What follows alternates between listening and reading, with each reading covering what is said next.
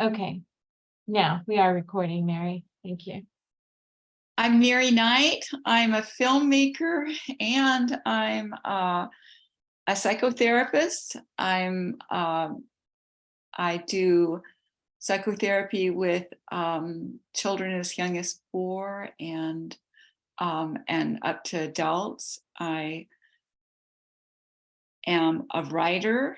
I'm a survivor of a sexual assault, and most recently, I'm a successful YouTuber, which kind of surprises me. But anyway, I have a YouTube channel. You have to have at least 2,000 subscribers to have ads on your YouTube channel. And I now have 5,400. I looked today. And the reason I want you to know about one reason I want you to know about my YouTube channel is when we see film clips, I'm asking that I'm giving you an opportunity to see them directly from my YouTube channel. And that way there's less problems with internet. I know when I show film clips over Zoom, it's hard to, you're dealing with my Zoom, dealing with Zoom internet plus the actual film itself. So I'm directing people to my YouTube channel, and my YouTube channel I'm going to go to right now, which will help me direct you to it. It is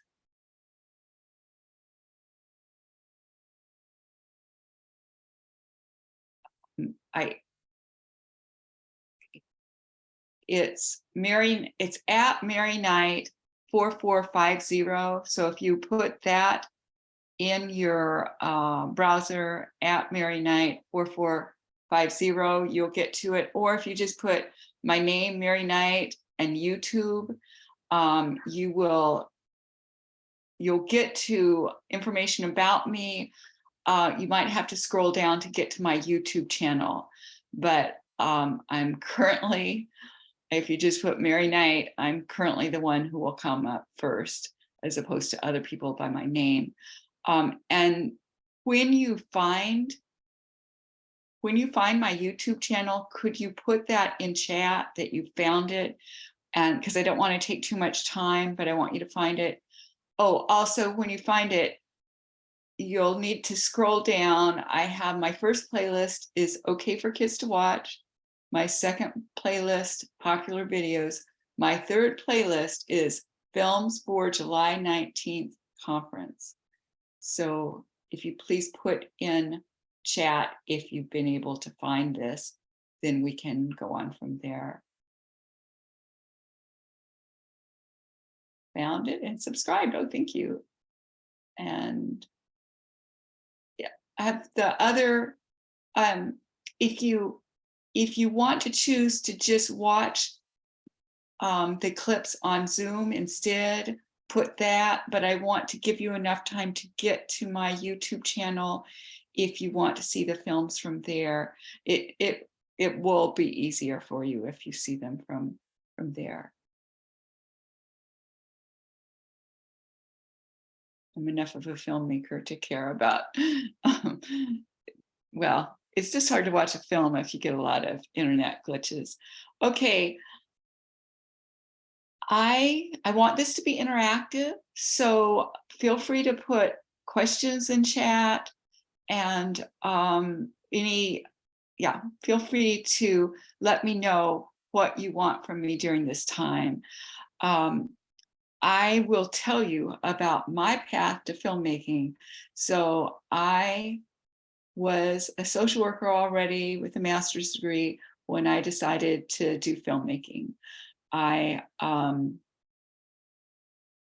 actually took a creativity class when I was 40 years old. I took a creativity class and I just did it for fun. And then it led to me deciding to write short stories. I took a novel writing class just at community college in in Texas. I lived in Texas at the time. And so it was at a community college in the Dallas area. And I then went on, I took the advanced novel writing class, and and it was a combination of novel and filmmaking to finish up your film. So to finish up your novel or your film, your screenplay for your film. It was all a writing class, not filmmaking. And so I met someone in it who was willing to co-write the idea I had, as long as we did a screenplay for a film first, and then we could do it as a novel. And he had, a lot more writing expertise than me, and I agreed to do that. And I didn't go back to novel writing for many, many years. In fact, I've never written a novel, but I have done some writing recently. So I wrote two screenplays for movies. It's really hard to get someone else to do your film. So I ended up taking a filmmaking class.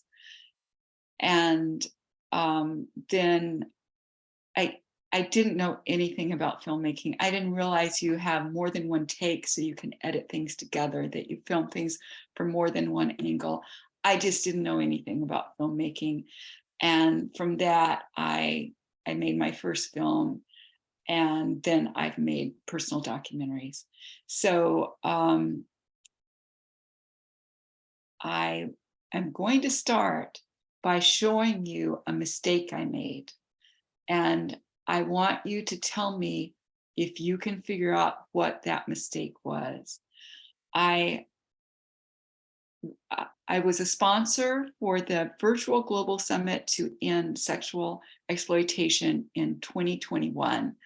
I found out a week before the conference that I could have a film to showcase what I do, and it would have a place in the virtual conference.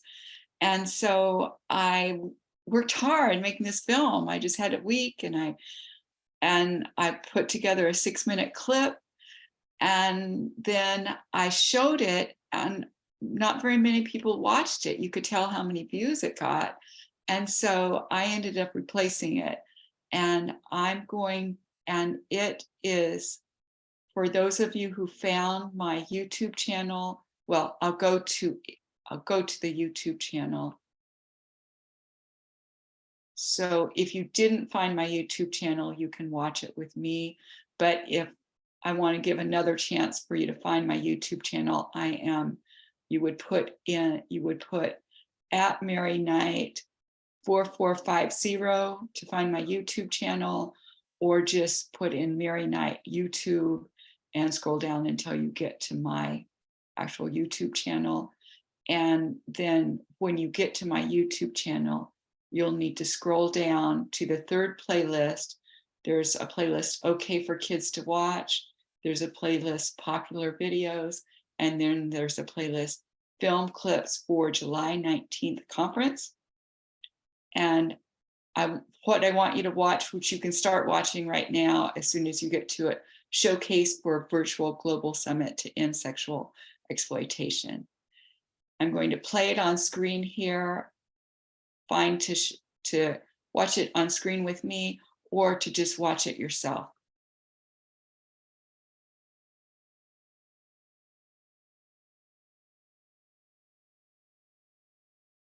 My name's Mary Knight. I have a great life now, and I'm devoting the rest of my life to helping fellow survivors find happiness.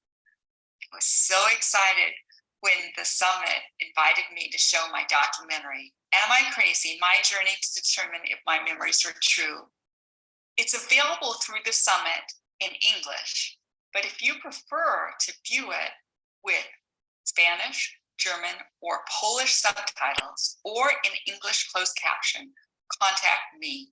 In this film, I interview people who don't believe recovered memories like mine are valid, including Dr. Elizabeth Loftus, who testified in the Harvey Weinstein trial for the defense. I also got to interview Bessel van der Kolk, It was wonderful to get to sit with him and talk about trauma. He's a true expert. I recovered my own memories at age 37. They are of extreme child abuse. My parents were my pimps.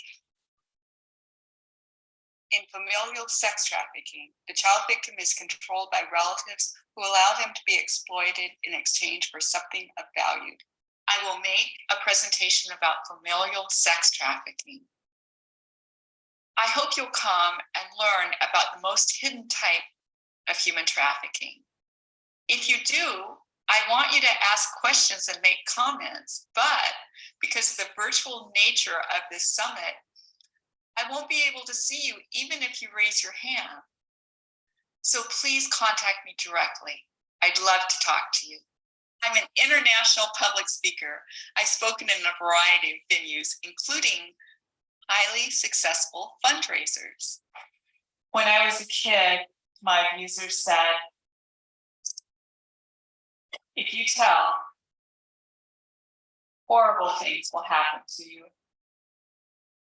I told, and I'm getting this awesome award in front of a room full of people. I was a featured speaker at NAMI, National Association of Mental Illness, in my hometown. And I've been a featured speaker as far away as Leipzig, Germany. I even spoke about domestic violence to representatives from 12 Arab nations at the Oregon World Affairs Council. I speak openly about my life, even the embarrassing parts. My co-anchor, Reggie Akey, joins us now to show us the dramatic way this abuse victim is trying to help others. Reggie. Steph, Mary Knight was a social worker herself, an expert in recognizing and dealing with spousal abuse. For nearly 2.5 decades, she didn't recognize the abuse in her own marriage. She's getting ready now to premiere a film she wrote and directed about that experience, and she's telling her story to try and break the abuse cycle for others. What about me?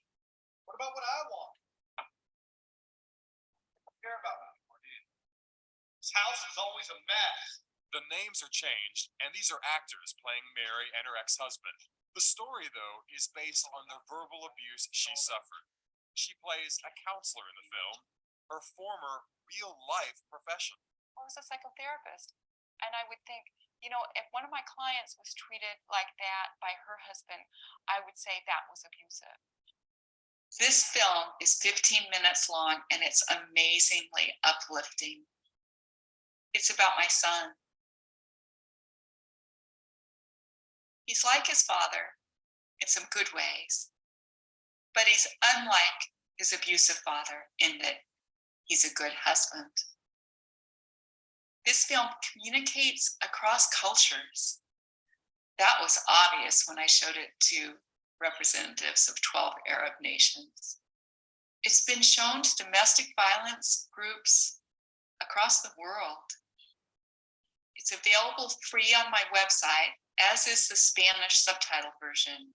In addition to telling about my life through film, I'm writing a memoir. It's a collection of essays and short stories.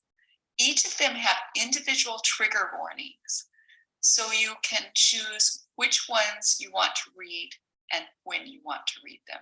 One of the ones I wrote, a friend described as beautifully written and the most brutal thing I've ever read. Others are heartwarming, like Ruby's Heaven.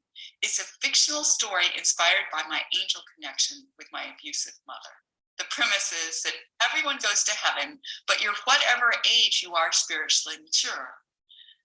The character who represents my mother became a 7-year-old angel. If you email me, I'll send you a copy of that story. I'll also send you a copy of the essay I'm now working on, How I Healed. I used to have severe fibromyalgia and trauma-induced chronic pain, but now I feel good. Recovery is possible.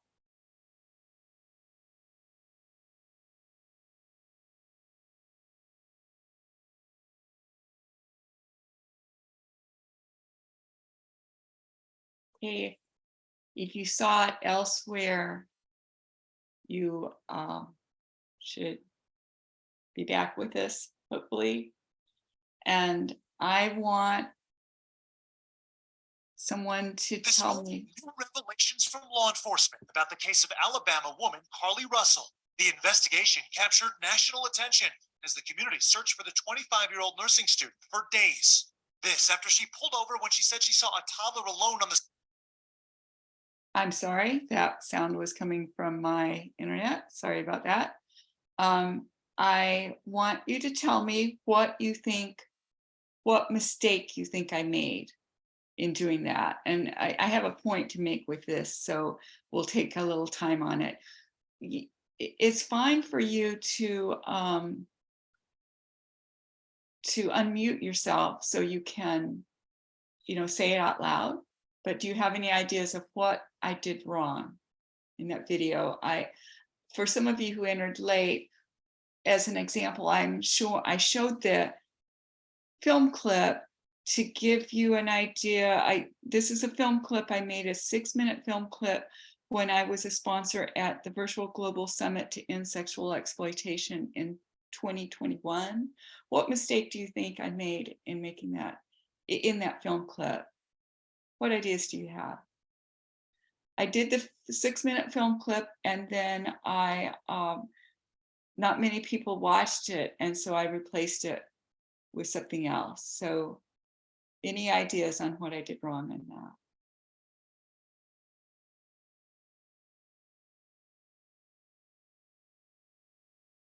If you can't think of anything, please unmute yourself and say, I can't think of anything. I need some interaction here.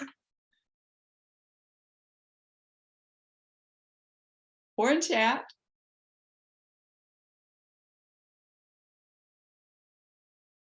I'm not sure. Thank you, Ashley, for answering. Anyone else?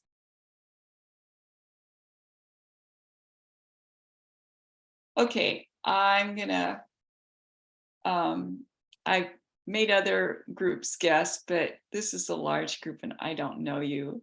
So someone else said, I can't think of anything. And yeah, you can put ideas in the chat or you can unmute. What I did, the mistake I made was it was too long for that setting. It's not too long. The film's not too long.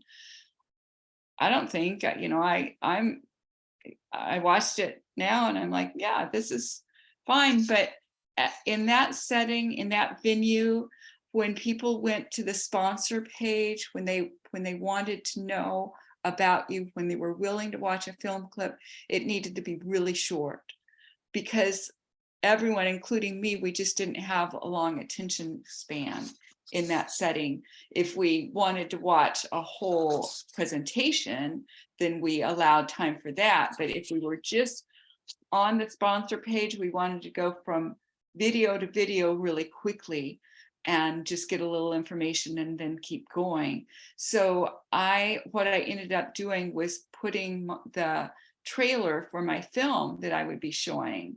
And that was really what I needed. People were wondering, well, what was the film about? So I put the trailer there and that actually worked good. And one thing when you're using film is, I'm going to take a moment just so we feel a little more like a group, and whoever is willing to unmute yourself and just say your name and where you're from. If you know if you know something you're wanting from this particular workshop, you can let me know that. But who's willing to just unmute themselves and say, hi, and say your name. Say, hi, I'm Mary Knight. I'm from Bellingham, Washington. Hi, I'm Ashley Hassan and I'm from Beaumont, Texas. And I would just like to learn how to utilize film in our industry in an effective way. Thank you, Ashley. You're Who welcome. else?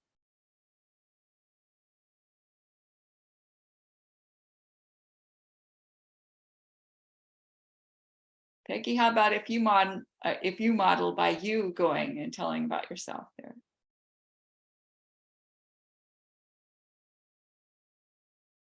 So, hi, I'm Peggy Helton, and I am on staff at TASA and was really interested in storytelling and how film, kind of is one avenue to tell your story. So that's why I really wanted to be here.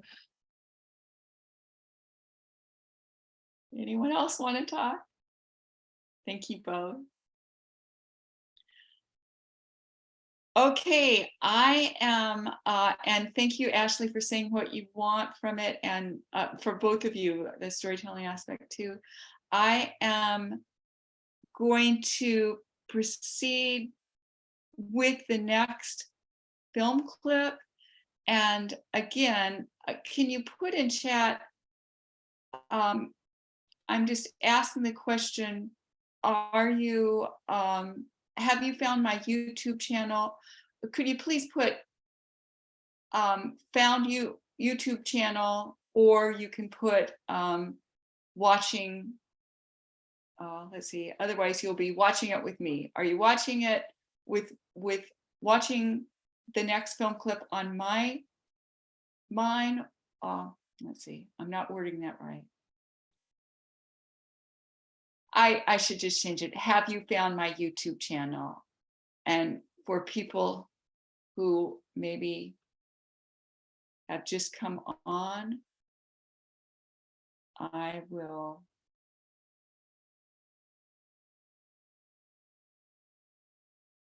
actually, I left YouTube.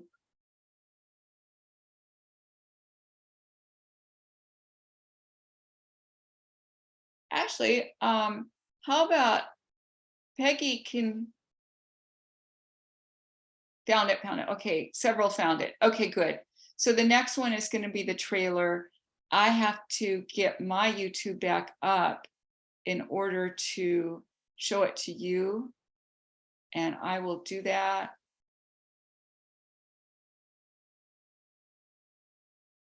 But it should be the second clip there. It's the trailer for Am I Crazy? Thank you, Peggy.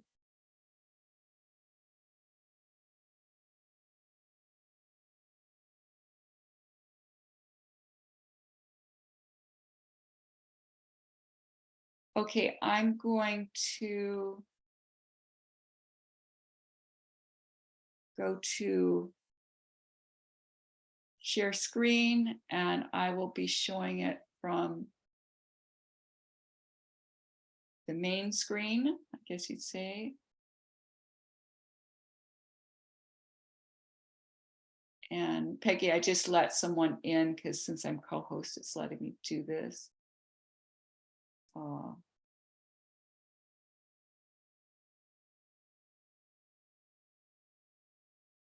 Okay.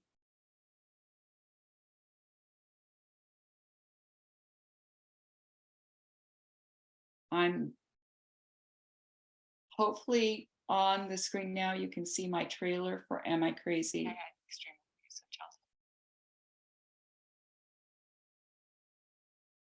And as I do this, I'm showing some films that I put a lot of money into, a lot of time. And as the presentation progresses, I'm going to show you ways to use film that don't cost so much money. But for now, here's my trailer.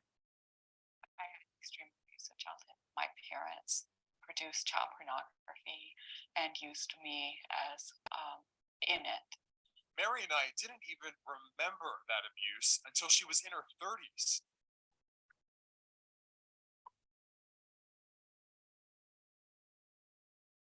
When I first remembered my abuse, I questioned my memories because I didn't want them to be real.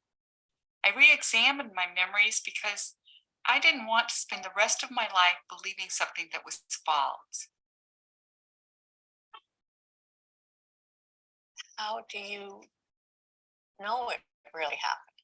Bullshit memories that come back like that out of the blue. Memory goes on the ground, the more it gets replayed in people's bodies. It's that kind of claim that I just haven't seen any real credible scientific support for. When incest survivors say this happened to me too, People say no, it happens to soldiers, but it doesn't happen to you. If people are not going to believe 53-year-old me, then who is going to believe? Say, get out of here, Uncle Irving, leave me alone and walk So you away. think the little kid should be responsible? How did the child sexual abuse? I think sexual touch is the horror of all horrors. I think it was my not believing myself that kept me connected to my father, and I needed some connection. We need to deal with it. I had 5 hypnosis sessions.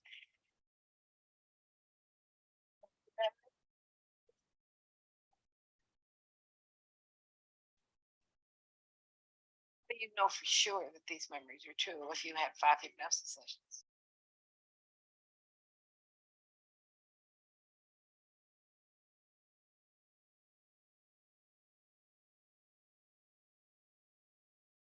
Okay. It occurs to me, and I hadn't I mean, How bleak were Oh, Ivana Trump's sorry. final years? sorry. The disturbing eulogy is raising many questions about the life and death of the former president's first wife. Here's everything you need to know about the eyebrow-raising eulogy from the Trump family's nanny. On July 20th, the Trump family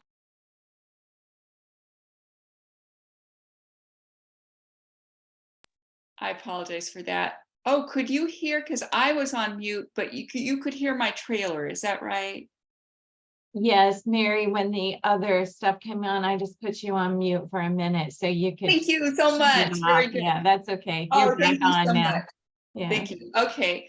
And it does occur to me, I didn't give you trigger warnings, and I apologize for that. And I know even the trailer for my film has triggering things in it. I was showing that is what I ended up using for the virtual global summit to end sexual exploitation on my, because as a sponsor, I was able to show one film, and that worked really well. It's short, and a lot of people at the conference did watch my documentary, which I'm really pleased about. I don't feel much of a need to introduce myself because I think my clips already did. But I do want to say, if you have questions for me, you can email me, and I'll be glad to. Thank you, Peggy. You put down who you can talk to. You can email me, and if you have individual questions, I'll be glad to answer them. Good, Frank, you found my channel. That's great. Okay. So what I'm going to go on to is a clip. Well, one thing I want to say is, with film, to be interesting, something needs to happen on camera, or it's more interesting if something happens on camera. So the person, I was standing in the doorway, and she says that she thinks the child should be responsible to stop the abuse, which I'm still amazed. I have someone who actually said that on camera, but that's something happening on camera. I think you could see how appalled I was by her comment. And so that's what you're wanting on film, is something that's actually happening on camera. Some of you may think, well, someday I want to make a documentary about myself, or someday I want to make a documentary about something. And what I encourage you to do, as I didn't have the funds for many years, and I wanted to do it, is go ahead and collect some footage when you have an opportunity. I had the hypnosis session. I audio taped them just because I wanted to assure myself that my hypnotherapist wasn't asking leading questions. So that's why I got him. But the fact that I have him has been really helpful in my films. If you if I had an audio of confronting my mother on the phone, that would be helpful. And actually, I wouldn't, depending on the state, it wouldn't be legal for me to use it until she died. And then you can, after someone dies, I would have been able to use that. And because I don't know, maybe she would have given me permission actually. So anytime you have a chance to do something to on film, I mean, just on your iPhone, just on your phone, take footage. And if you have an opportunity to, if you make a presentation, you can use recordings from that. I mean, whatever you do, keep some footage. And it seems kind of narcissistic to keep this footage, but that's sometimes the most interesting thing in a film is footage from an iPhone. I watched a documentary about a man who helped his parents get out of prison. They had been protesters and had life sentences. I don't remember the film well, but what I will always remember is the iPhone footage of when he found out his mother was the first to get out of prison, when he found out his mother was getting out of prison. And it's just someone taking footage of him on his phone, but I felt like I was there and that I cared about these people because of how the documentary was built together. But that footage was the worst footage as far as, I mean, they hired camera crew taking better footage for the rest, but the moment he found out his mom was actually getting out of prison is what I remember. And so it's okay to have some footage that is not as good interspersed in other footage in a film. And so start collecting it. If you are a survivor, well, I'll just say for myself, I'm a survivor. My parents were my abusers. And I didn't remember my abuse until I was 37 years old. But prior to that, I decided, you know, it was after I was grown, I was already a parent, and I decided I want to have childhood pictures of me. I want to bring them home. I want to have them at my house. And I went through my mother's, you know, pictures and found duplicates and said, can I just take these home with me? And she said, yes. I'm so glad I have those because I do have siblings and they don't believe me. They say they don't believe me. I know they were abused as well, so perhaps they don't remember it. At any rate, they won't give me, I actually have footage of, like, my dad took footage of birthday parties when I was a little girl and things like that. They won't give it to me. So I don't have access to something that could be helpful to me in a film. If you have an opportunity to get something that may be helpful later, do it. With that, I am going to show this slightly out of order. Well, no, the next two clips I'm going to show. Yeah, the next clip I'm going to show ends in a heartwarming way. And it's footage from a Zoom call. It's Jimmy Hinton is works tirelessly in child abuse prevention. He's a minister actually in the church I grew up in, Church of Christ, and he found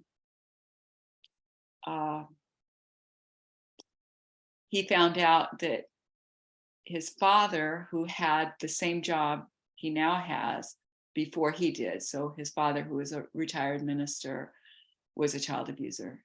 and he reported his own father. So I'm going to go to that one. It's called the Hinton. His name is Jimmy Hinton. It's called the Hinton Clip. And I will get back on YouTube. Let's see. And show it from there. But if you're on my YouTube, it's just the next clip.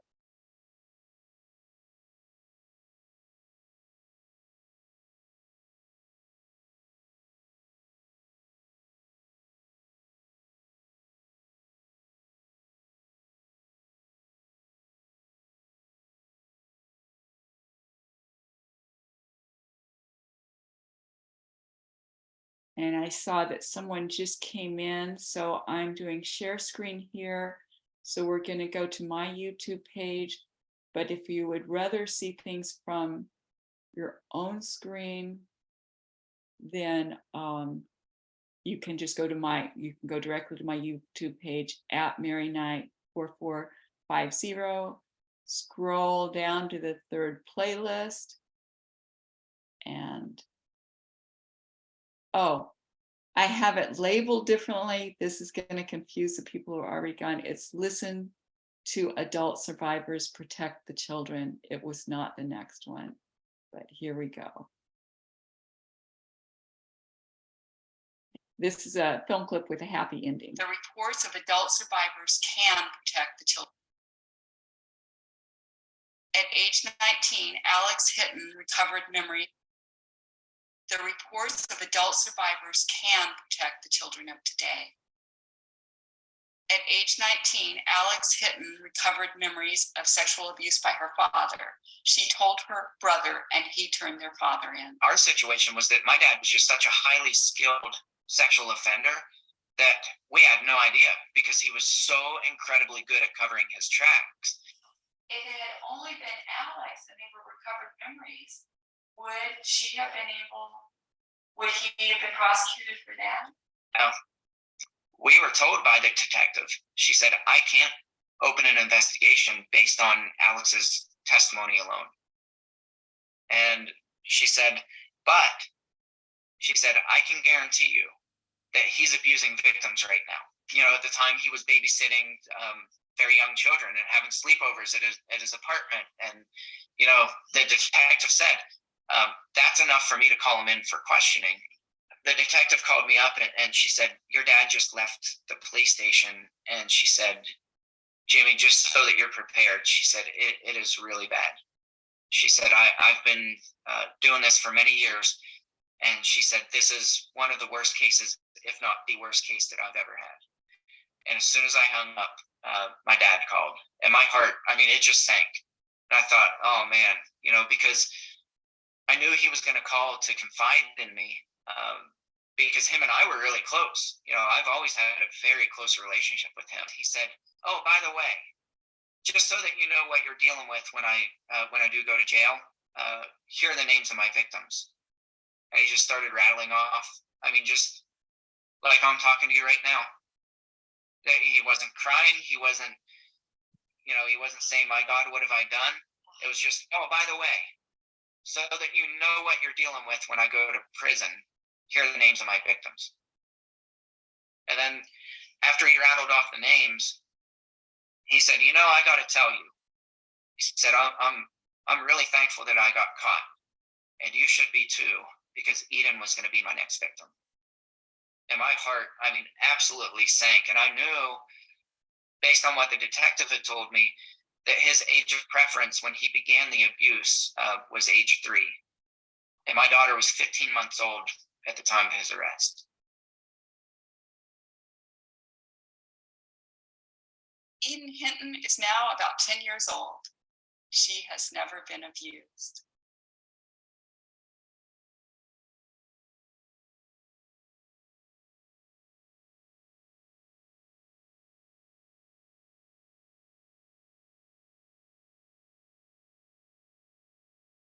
Okay, for those of you who watch that on your own on my YouTube channel, had mislabeled it. I apologize about that. It was the Listen to Survivors, but Listen to Adult Survivors was how I titled the clip. But that was all. That was all done on Zoom, and recording. You know, you can record something on Zoom, and then you can edit. Editing is another matter as far as how you would edit it, but there's some editing available on Zoom. There's also editing available straight on YouTube. And as you can see, YouTube is a way, I mean, YouTube's a great venue. So that's a way to make a clip without costing much money. I didn't have to go. I have never met Jimmy in person. I really would like to, but he's in Pennsylvania, and he's East Coast and I'm West Coast. And so I instead of flying out there, I mean, I had thought about flying out there, and then I'd have to hire someone to do camera work because I don't do my own camera work. And it was just so much, it was just so cheap compared to that.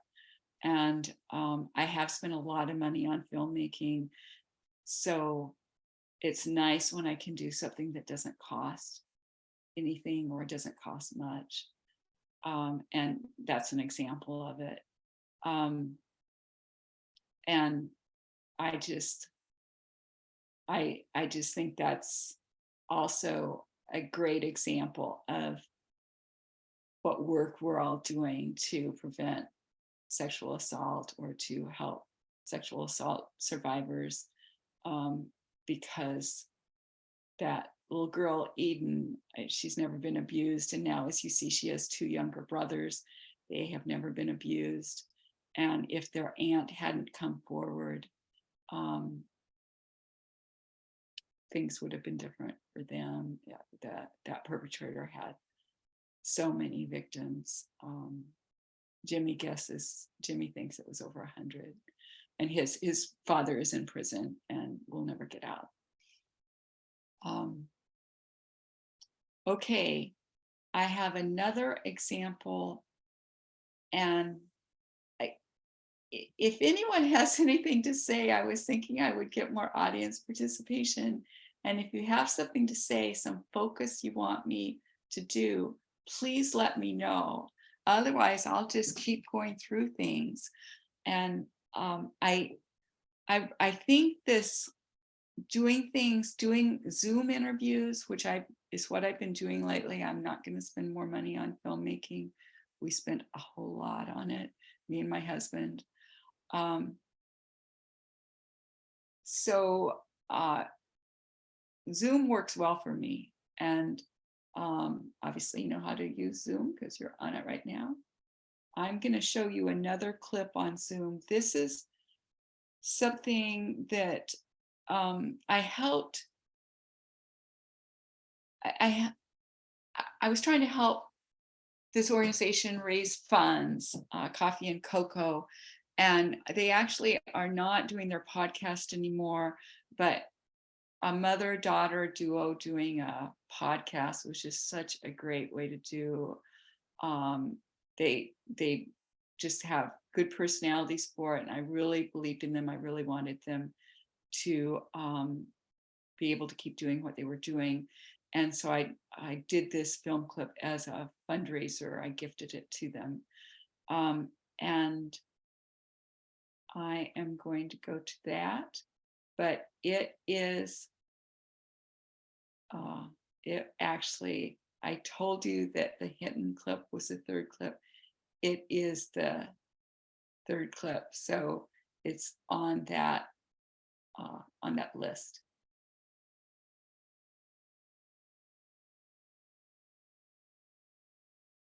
Okay.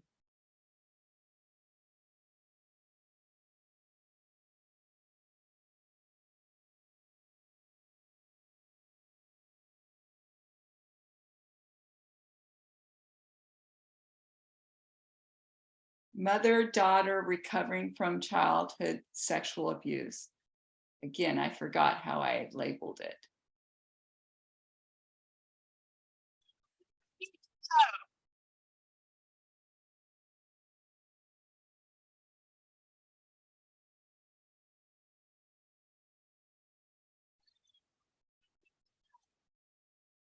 And what is Coffee and Cocoa? Coffee and Cocoa is a mother-daughter duo consisting of Coffee, my mom, and Coco, me. Both of you have something in common, which is why you're doing Coffee and Cocoa. And what is that? We're both survivors of child sexual abuse. How old are you, Coco? Oh, sorry.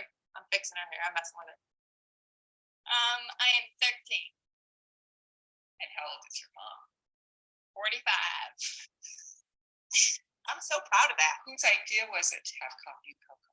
You want to think I started it? It would be back in the 3rd grade when I came up with like the mission, the goal kind of for Coffee and Cocoa, which is help everyone have like, or my wish was that we could help everyone feel how amazing I felt after counseling. But back in August is when we actually put a name to that, just Coffee and Cocoa. So it was kind of like a 4-year difference between the two. It just kind of came about, this idea of Coffee and Cocoa and kind of doing what we do today.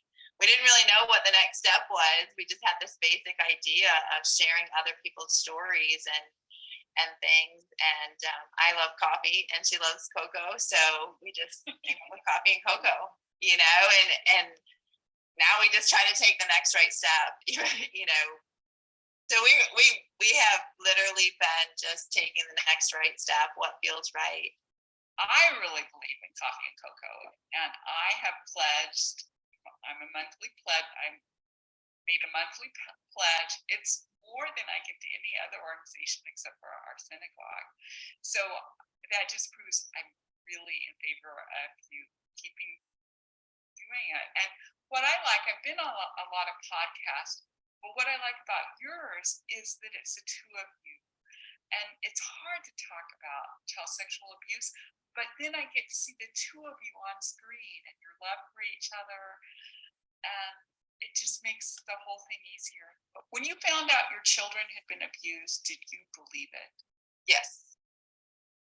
Yes. When you told your mom about your abuse, did she believe it? From my point of view, it was really hard to believe and trust in anyone at that point because the perpetrator had messed up my foundation. And I was kind of iffy when she said she would believe me. I was kind of skeptical. I was like, just because of what I'd been taught that no one would believe me if I started talking about this. So in the beginning, no. But as time pressed on, I realized that she was being genuine. I didn't realize until just now that she struggled to accept that I did believe her. I understand why that was a struggle, because I can imagine the psychological thing going on in her brain, but I just, again, it's the damage that the perpetrator did to the relationship here. Coco, does your mom believe you? Yes. I can totally tell that now. But back when it first started, there was no way I could trust her from my point of view. But had you been taught not to trust her by the perpetrator? Yes, and that she wouldn't believe anything I would say and that I was just a liar to her. So. Had you been told some other lies by the perpetrator? Oh, yeah. Threats? Threats, yes. The thing that's so unique about Coffee and Cocoa is you, Coco, and having someone your age already working on making society better.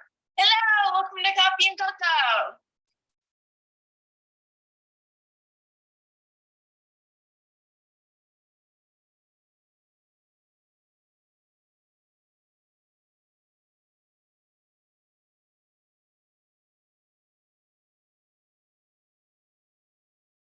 Okay, so that's another example. It was all it was all on Zoom, so that was an inexpensive one to do. And I asked a question that I thought I knew the answer to. Did your mother believe you? I mean, I knew these two people well, and I was asking a question because I thought she'd say, "Oh yes, my mother believes me," but what came out was something that her mother didn't know, and I actually thought I was recording at once, and I hadn't turned my recorder on my Zoom, and so I don't have Denise's first response, but when she heard that her daughter didn't believe her at first, she just was in shock. And unfortunately, I didn't capture that on film, but even so, it does really speak to how much brainwashing a perpetrator does, especially with a child victim, that she wouldn't believe, that her mother instantly believed her, and but the perpetrator had threatened and had brainwashed and had done so much. So Coffee and Cocoa isn't on the air anymore, although Coco, which isn't her real name, but that's to make her anonymous. That's what I'm calling her, and what she was called on the show. But Coco's doing really well, and she's about to get her driver's license. She's 16, and she has other things to do, so she's not doing the podcast now. But she is still doing well, as is her mother, Denise. Okay, so one idea, if you don't have much money, is to use Zoom and record, and figure out a way to edit. I use Final Cut, but that's because I bought it, I mean, I have spent thousands of dollars on films. My films are, you can tell they're not of the quality that you're usually seeing in documentaries, but still, I spent between, well, my husband thinks we spent $200,000 on films, and I think it's a little less than that. But I tried to raise money. I raised about 15,000, which was helpful, but compared to the cost, filmmaking can be extremely expensive. I always hire. I didn't do my own camera work, and I didn't know enough about camera work. I still don't, to do my own. So my husband did some of the footage himself, but my personal documentaries, I traveled across the country. Literally, I went to Philadelphia twice to interview the founder of the False Memory Syndrome Foundation. There's actually a foundation for people who disbelieve recovered memories, and it's a lot of the people in it are pedophiles. But anyway, I was able to get an interview with the founder, and she thought she could convince me my memories were wrong, and I very naively thought I could convince her that her daughter's memories were true, and then she quit doing the hateful work she's doing that is very counterproductive, to say the least, to survivors with recovered memories, but really all survivors, because they minimize the impact of childhood sexual assault. And as you saw in my trailer for Am I Crazy? My journey to determine if my memories are true. Another way to use film and not have to spend much money is to use someone else's clips. I'm fine. Absolutely. The things I have on YouTube, if you want to use them in presentation, that is fine with me. I used the Hinton clip, the one where Jimmy Hinton, well, Alex, I interviewed Jimmy before his sister Alex had gone public. So initially I used just him talking about his father. And I had gotten the impression from him that some of the victims were relatives. And now I know, because Alex has gone forward, gone public, but she at age 19, she recovered memories of sexual abuse by her father, and she told her mother, who believed her right away, and she told her brother, and her mother and brother went to the police, reported it, and the father was questioned and admitted to over 20 victims, child victims. He was arrested. Some of them were still recent and not past the statute of limitations, and he's in prison for the 3 young girls he was still abusing. But anyway, that clip has been really good to show in presentations because it has this happy ending. I mean, you get to see the little girl whose innocence was protected because someone listened to an adult survivor, and also the detective on the case did way more than many detectives do. But this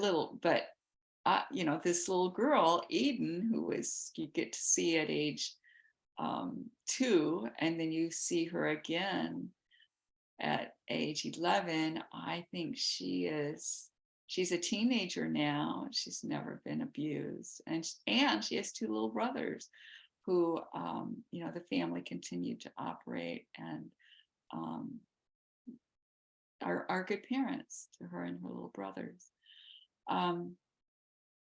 Okay, I would like to get a little more feedback, some questions and that sort of thing, but if I don't, I'm just going to keep going. But if you have anything to say to me, if you want, I'll get the message. If you do a private message, I'll get the message. If you message to everyone, and then I can tailor what I'm saying to you. We are an hour into the presentation, so we have 30 more minutes, and I will keep showing clips just in anticipation of what you might want. Before I do that, I will say a little bit about, because some of you are probably wanting to make personal documentaries. Some of you may want to interview other people. That's great. Anytime when you think about what you want to do to use your own story to help others, or to use film in some way to educate, it's good to think about, is film the best way, or is writing the best way?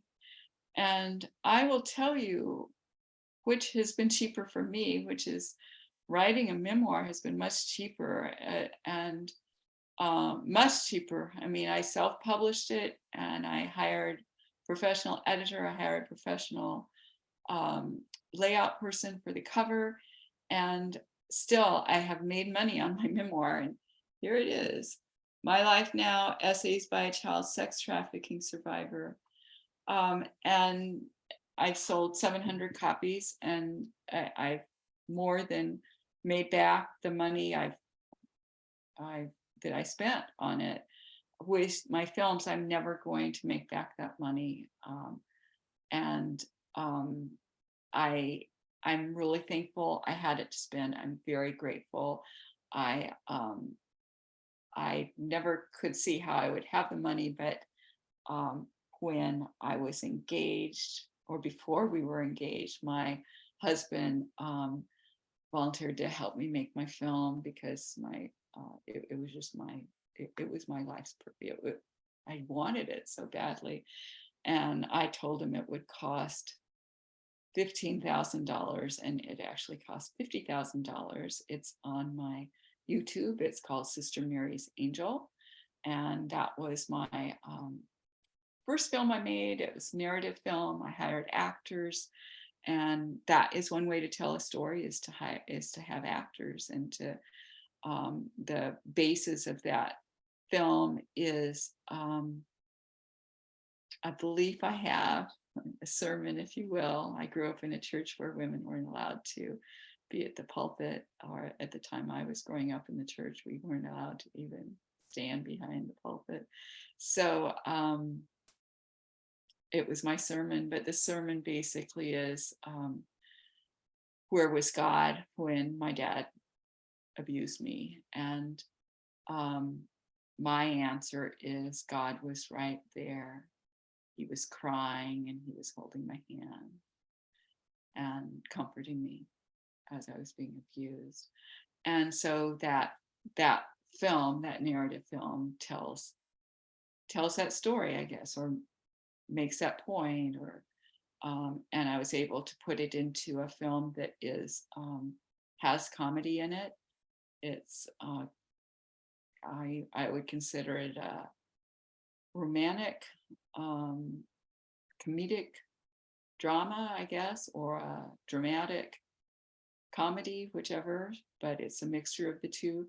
So if you can use humor in anything you do, it helps to have some humor in what you do. I'm concerned right now that my presentation is kind of a downer because my clips are so serious. And so I wish I had a joke to tell, but I don't. I'm going to show you another clip. But yeah, I'm going to show you another clip next. So I'm going to share screen again. Go back to this.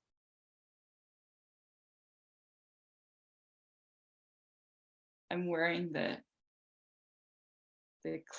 shirt. I'm wearing the shirt from Coffee and Cocoa. They were selling shirts at the time. I do really like that mother-daughter duo. This is a clip I made for a presentation I did. And it's all on Zoom. And why I wanted this clip, as I was doing a presentation on familial child sex trafficking. And one point I was going to make is that a lot of survivors of familial sex trafficking are also survivors of ritualistic abuse. And so I asked on a private Facebook page if there was someone who was both familial sex trafficking and ritualistic abuse. Kathleen responded, and it's kind of bizarre, I think. One thing I wanted to say about that is, if you're directing a film, you have to be directive. And when she got on camera, I didn't like what was behind her, and I had her move things around in her own house so that the background would be pleasing. I'm not a good example of that myself because I don't have anything behind me, although it's okay to have a plain background. That's much better than a cluttered background or whatever. And I remember telling her, Kathleen, I know I just met you and I know you're doing me this favor, but would you mind moving your furniture around a little bit so that the background looks better? And she was great.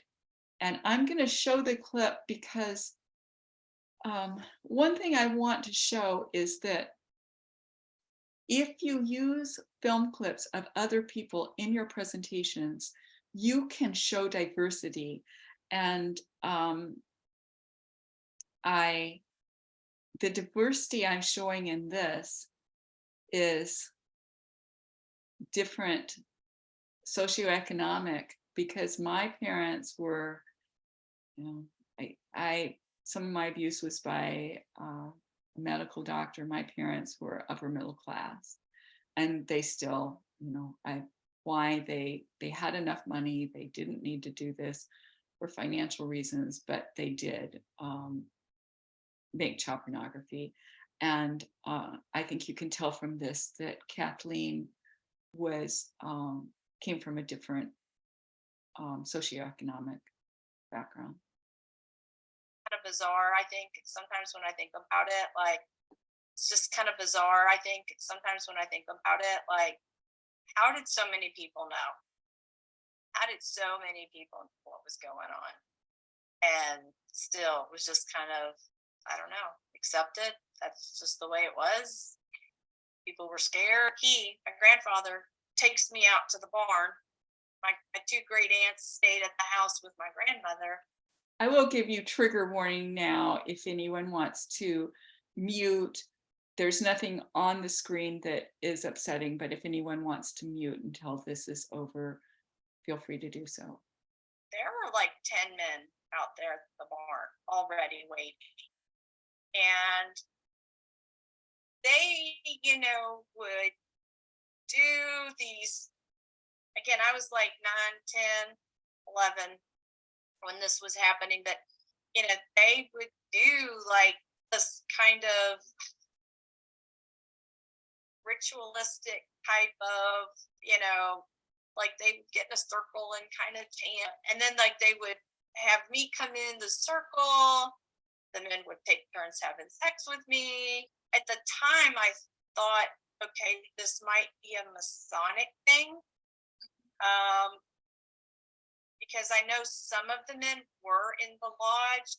So my grandfather was a Grand Master, lodge Grand Master, and the ritualistic stuff happened between 9 and 11. And that's the time I was being trafficked also. He died, and that's what ended the abuse. Men would pay my grandfather like $20. I would see them, and I'll be honest, there were times I was like, why am I not getting any of this money? Not that I, you know what I mean? I mean, I was a kid. It's just kind of bizarre, I think.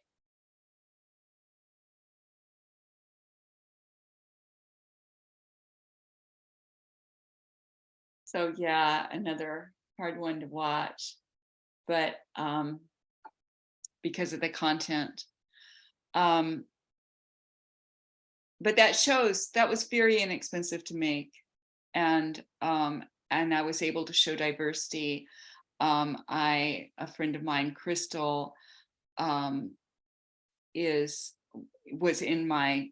I was finishing up Mothers and Molestation. I was finishing up that film, and she had a horrible experience with a counselor who didn't believe her because one of her memories was recovered, and I was able to interview her on Zoom without extra expense, and I'd already spent so much on the movie, and it fit in because it was during pandemic and couldn't really travel, and it was so much less expensive than traveling out to see her. Okay. I am going to show a happy clip right now because I made one recently and I need to see it right now. So if you are watching, it's Fun Art. It's under Fun Art, and it is.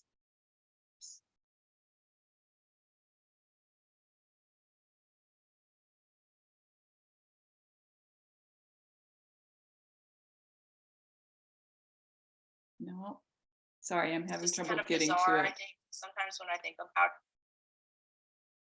I'm having a little trouble getting to it, but it is. Oh, I'm going to get to it on this one. Fun Art Lesson Wildflower Greeting Card.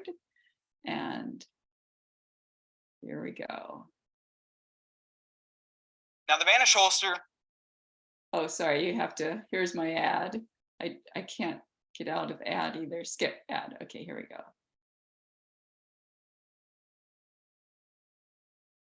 This is my second okay for kids to watch video. It's also good for adults to watch, especially adults who were hurt when they were children. It's really important to do fun things. Buttercups are outside right now at my house. Hopefully at yours too, because then you can do this project as well. Go to the store, get some Mod Podge, ask your parents too.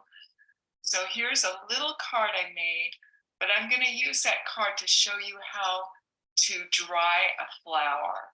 So I just put the flower right there and I kind of squash it down with my finger. And then I close this up. To make wildflower art, first thing you need to do is pick some wildflowers. You put 2 pieces of paper on a book and you put the flowers on top of the paper and kind of squish them down. And then you put 2 more pieces of paper on top of the flowers. You close the book and then you put other books on top of that book. Leave it for at least a day, probably 2 days, and then you can open up the book and use those wildflowers for art. So I got some Mod Podge on my finger, put it here, then I put the flower here, and then I put some Mod Podge on top of the flower because that keeps it from, that just keeps it safe, that preserves it. So there, that was easy, huh? One thing I like to do with these cards that really helps me and I think can help you to be happier. And to be happy, you really need to love yourself. I write myself a love letter and then I put the card in the mail and I send it to myself. Now, when you do that, you can't put it in your own mailbox because it just confuses the mailman. One of my neighbors is named Cheryl and we do favors for each other. So I'm gonna say to her, I want to send a love letter to myself and then get it in the mail. Is it okay to put it in your mailbox? She might think I'm a little silly to send a love letter to myself, but that's okay. Dear Mary, these are some things I like about you. You are smart, you are creative, you are happy, and that's partly because you take time to do fun things. You work really hard to help other people. You are kind. Love, Mary. This seems silly, but it works. It really does. I have sent presents to myself. I have sent cards to myself. There's been birthdays when I thought I might not be getting cards, so I sent some to myself, which seems really sad, but it's not as sad as just not getting cards. And then I got a surprise and I did get some birthday cards. So take really good care to love yourself.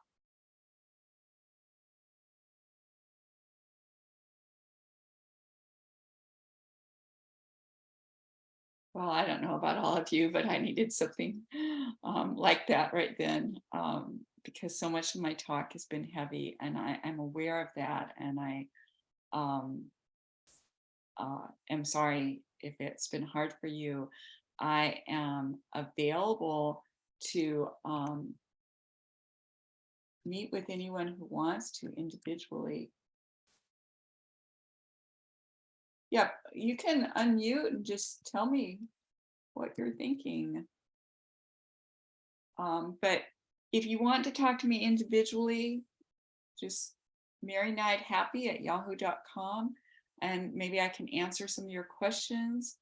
But really, I'm going to just use silence a little bit here and let you tell me. I'm going to use a little silence and let you tell me what questions you might have, because we have 15 more minutes and I have time to answer some questions if I know what they are. I'm not going to talk until someone else does. Come on.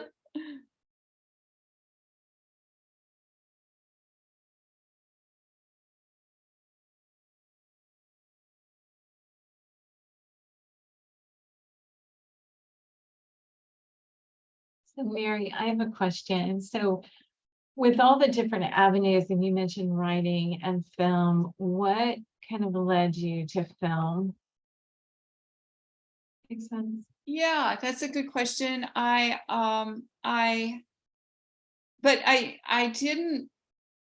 didn't mean to make films. I meant to write because when I was in a creative writing class when I was in high school. I remember the teacher telling me she really talked about some of the students being such great writers. And I said, well, what about me? And she said, well, if you have something to tell, you're a good enough writer to tell it or something. She wasn't very complimentary, but writing has been a part of my life. But then when I took the creativity class and met someone in it who was willing to work on my idea with me, and it was about the idea had to do with the fact that he was Black made a difference in that there was a KKK aspect to the story. And he was a tech writer, and he said he liked my idea and we could work on it first. And so he kind of taught me how the screenplay writing went. And then I've taken screenplay writing classes, and I just couldn't get anyone else to make my film. And when you write a screenplay, it's like doing this piece of art blindfolded, and you never get to see it because a screenplay is not a finished work of art. It's the movie itself. So my husband, I kept putting a lot of focus on getting that film out there. And then my husband inherited some money, and that's how we used it. And a lot of people would have used that money differently, but that's what we did, because I told him it was something I wanted to give to the world, and I'm thankful I've been able to. So I was kind of an accidental filmmaker. Have you tried getting your work seen by studios or streaming companies? That is a good question. Yes, I have tried. And a week from today, I'm going to meet with an aggregate, which apparently they take 20% of whatever I would earn, but they supposedly will help me get it, what I now have on YouTube, on other venues and paid venues. And that I still don't think I will ever make back what I spent on the film. So if you're looking at filmmaking I'm discouraging you from looking at it as a way to make money. I mean, even I've been to documentary camp with other documentary makers, and it's amazing how successful some of them are, but not financially. But anyway, yes, I have tried. I have not been successful yet, but the success I have had is because I let someone else put it on his YouTube channel, Real Women, Real Stories. He put my film, Am I Crazy? My Journey to Determine If My Memories Are True. And it's gotten over 1 million views. It's with closed caption, without closed caption, but the combination of it is between 1 million and 2 million views. And because it was up on that, Anthony Padilla saw it. Anthony Padilla has a YouTube channel, and he interviewed me. And first time I'd been paid anything for an interview. I was used to having to spend money in order to be on camera, but he paid my airfare to come down to LA and hotel. And I was interviewed in, it was on Valentine's Day. I actually talked him into paying my husband's way too, because it was on Valentine's Day. Not kind of a depressing thing to do on Valentine's Day. But anyway, he showed it in April. And I went from having 400 subscribers on YouTube to now I have 5,400. I have gotten 5,000 more subscribers on YouTube since he showed it in April. And I had sold like 60 copies, 50 or 60 copies of my book, My Life Now, Essays by a Child Sex Trafficking Survivor. And I published it on Amazon last November. I'd sold about 60 copies. And now since April, I've sold another 700 copies. I mean, it's really been good for me that I went on his. And I mean, I got my travel reimbursed by him, which was really nice. But since then, I've gotten another interview and I've gotten paid, and that should come out soon. So I have gotten publicity by sharing my film, basically. I wanted to make money, and finally it was like, I got paid a very, very small amount of money for putting it on Real Women, Real Stories. I got paid $250. I mean, this is something that I've spent thousands and thousands of dollars on. But I'm so glad I did, because I got more views. And my whole reason for making it was for survivors to be able to see it. I am now contacted by survivors all over the world, literally all over the world. 14-year-old from Bangladesh a week ago, 15-year-old from India a month ago, and then people from Turkey, Pakistan, just all over the world, adults from all over the world. But I'm really pleased about the 15-year-old from India, because she saw my film for the first time 2 years ago, and it empowered her, and she was being sexually assaulted in her own home. And now she's not been removed from the home, but she's no longer being sexually assaulted. And in 2 years, she'll be able to leave to go to school and get out of the home. And but she's still, they're trying to convince her that she wasn't abused, not being successful at it. But anyway, so, my films are helping people, and that's the whole reason I made them. And that makes it worth it to me. So yes, I've tried studios. The closest I got to a studio is my twins movie, Sister Mary's Angel, was seen by a partner of a company that had a contract with TriStar. And he liked it so much, he got his business partner to watch it, but then they said no. But they were going to just use the script and remake it, because my version, which cost $50,000, was not anywhere close to good enough to go on TriStar. So filmmaking is very expensive. You just need to know that going into it. I've done fundraising through Kickstarter. I've raised, in all, I raised about $15,000. Obviously, it wasn't enough for me to have done the films I've done. And so, but some people do go on Kickstarter and do things. If you want to do something and if you want to do it, and you're going to do it on Zoom, where the cost is really inexpensive, you can raise enough through social media for that. You sure can. You have someone you want to interview.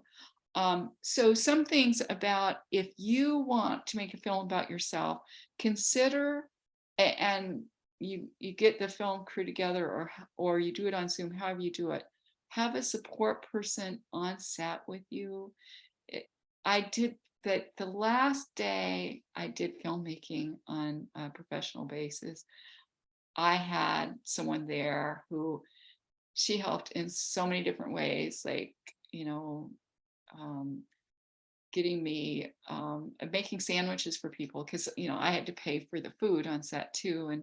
But she was herself a mental health provider, and she's an actress, so that's why she was there. But she was just my support person. Everyone needs someone like that. I write about her. I write more about my filmmaking in my book, on Essay on Creativity. If you want my book and can't afford to buy it, you can email me and let me know that.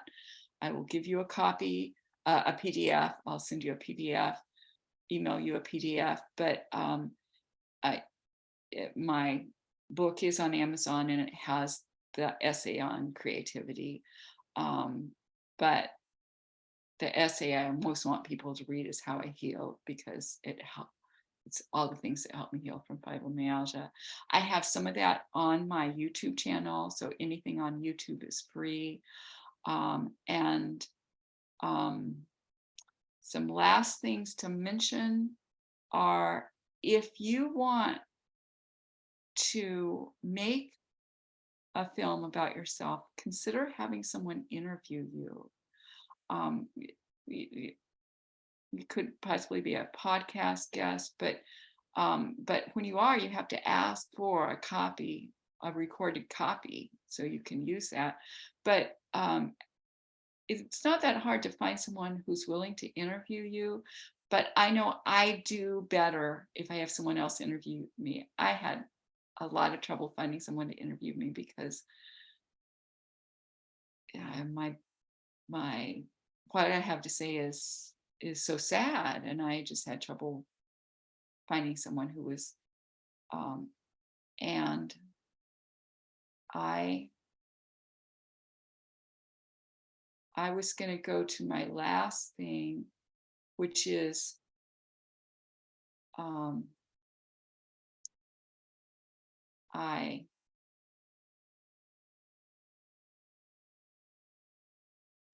having trouble getting to it. But I did something where the last day I was filming, I was interviewed, and the person did a really good interview, but I don't know that it was that much better than me just being on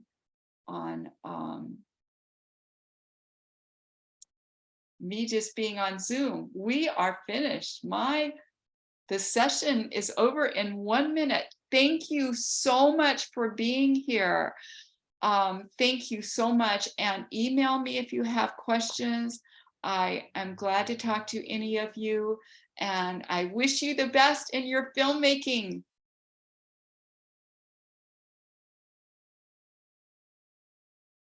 Thank you so much, Mary, for being here, for sharing with us your expertise and your experience. And to all the participants, thank you for being here. Be sure to sign in to the end of conference, which is kind of happening now. And we just thank you. And I'm going to end our recording.